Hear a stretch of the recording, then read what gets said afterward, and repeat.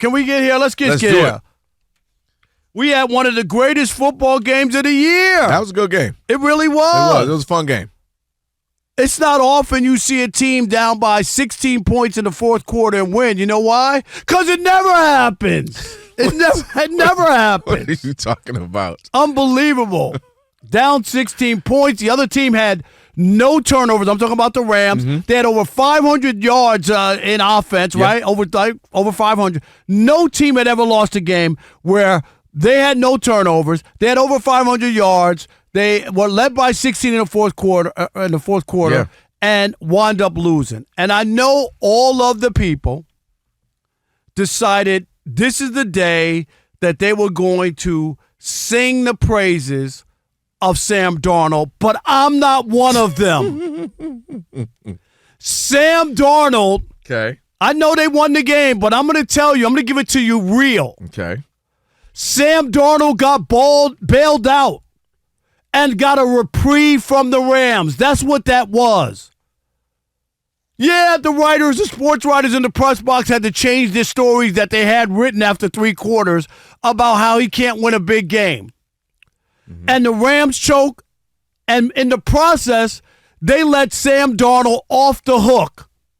And I'm talking about for right now, because this still follows him.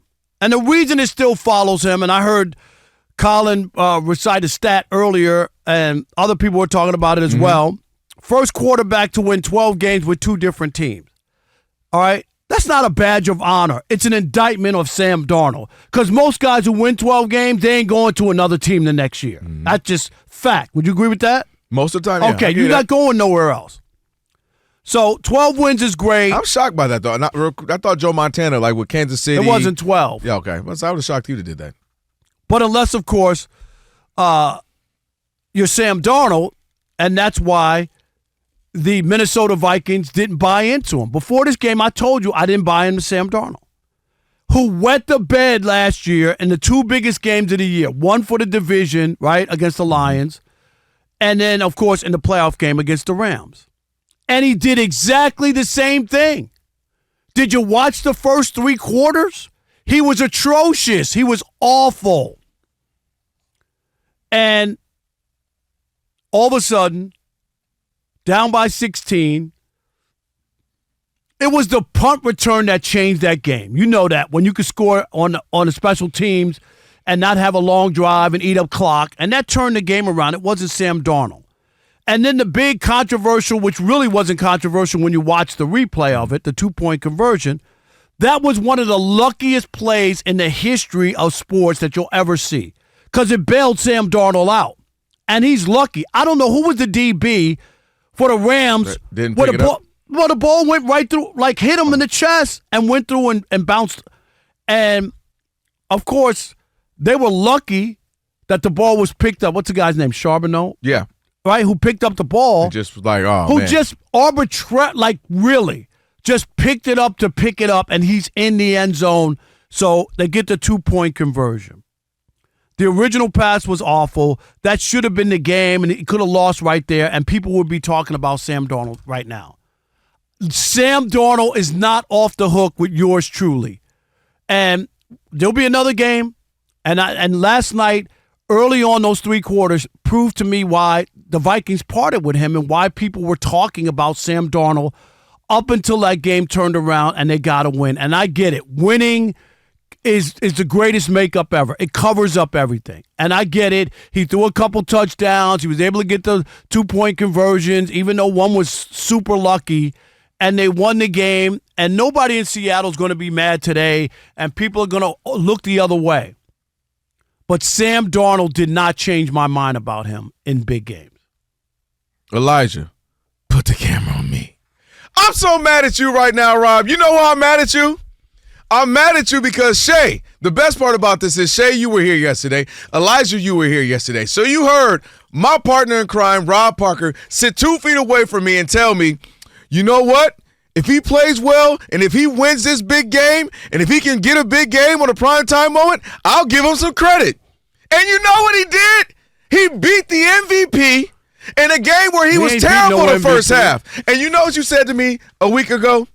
I came in here and I was like, Josh Allen, I don't know, he's obviously great, but that first half he was down 21-0 to the Patriots. And you said, and that's what made it great. He came back from 21 down and had a great second half. Sam Darnold had a great third quarter. He did not. Second half of the third quarter. What? They were down in the fourth quarter, 16 points. They had just thrown an interception. You are so you got to go to the fourth quarter. And that's why it was great. But the difference to is, be down and came back. You don't have a narrative. No, I don't want to hear it. I'll let you go. Josh Allen doesn't have a narrative that he can't win big games. That's the difference. He does in the postseason. No, he doesn't. Now, I don't want to hear it, Rob. I'll let you go. Dang it, you said you were going to come on here if he got a big win, if he made big plays, if he beat the potential MVP in Matthew Stafford. And that's what he did. He made great throws that fourth quarter. He won that game? He had to go out there and win it. Did he win that game? Yes, because not only did he have to score the touchdown, he had to then get the 2-point conversion. Did you see that pass that was batted down? That was the 2-point conversion. That was the earlier one. I'm talking about he had the one they showing right on our TV right now. But you needed that one for the one at the end to matter. And you need a break every now and again.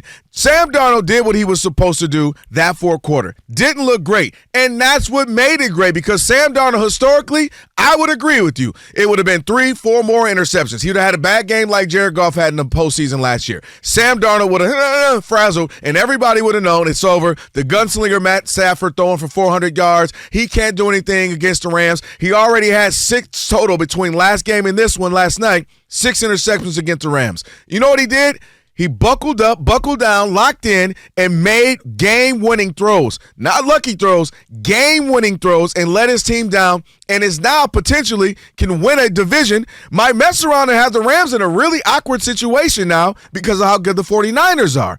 And potentially beat the MVP, and might mess around and win the whole entire conference.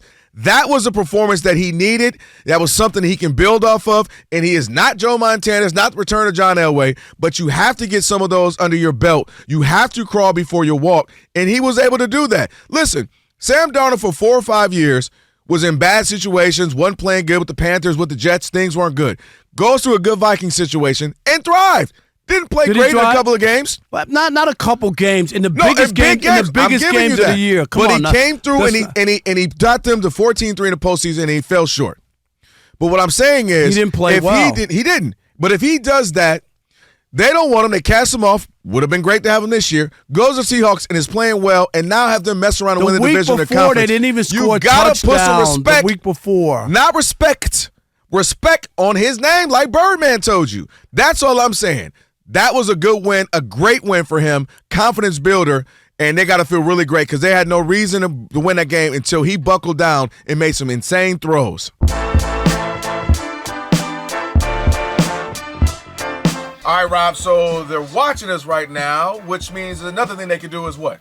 They can subscribe. All you got to do is hit that button, subscribe to The Odd Couple for some of the best sports talk content in the nation. Facts, and while you're at it, they can like, they can comment, they can share. Do all that for us. We appreciate it. Just do all that right up in here.